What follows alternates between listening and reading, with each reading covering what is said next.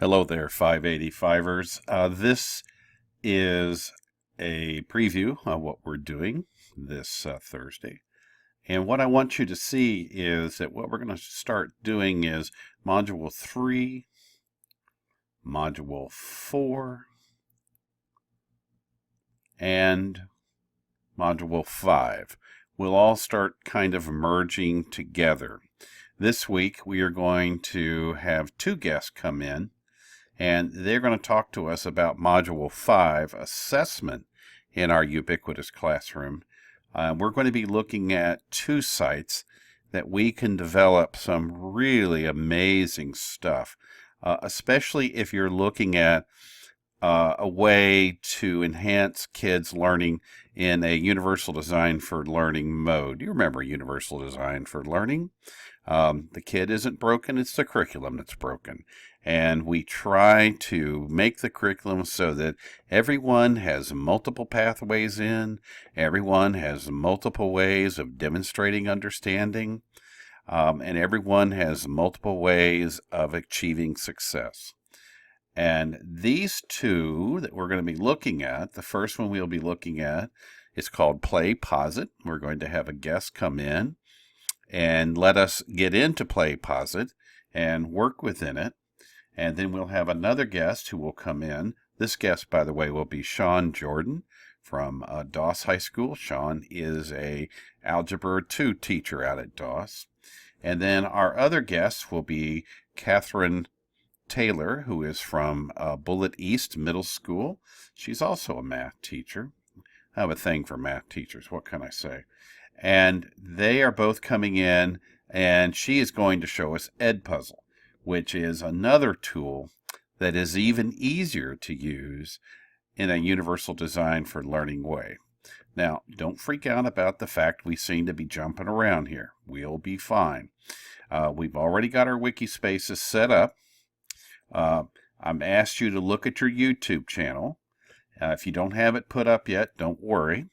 And then I'm asking you to use the GoAnimate for Schools to create a little introduction to your little wiki spaces and how you want to use it. Let's go over GoAnimate real fast.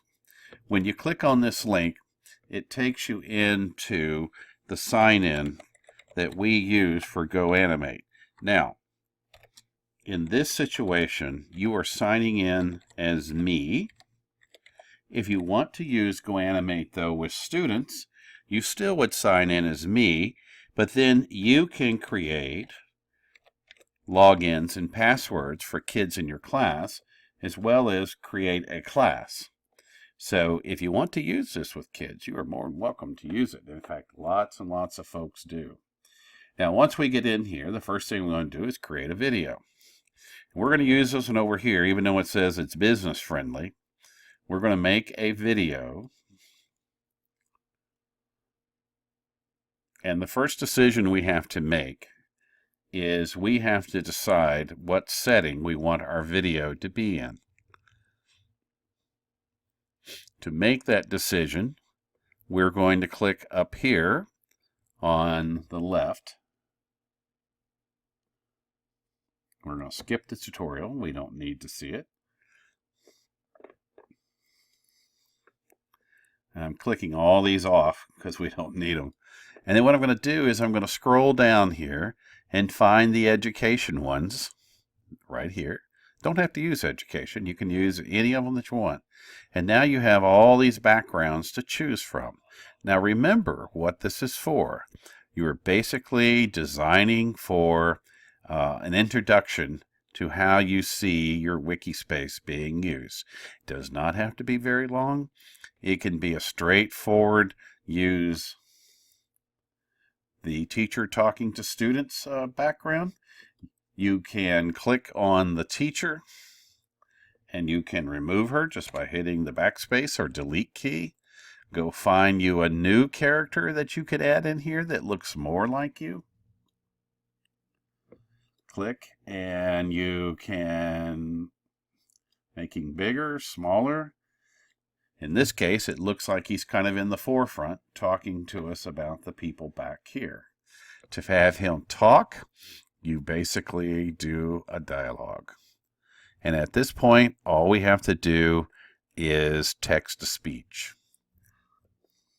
And all you're doing here is basically deciding what kind of voice you want to have, type it in, and you can hear how he speaks. That's it. That's all there is to it.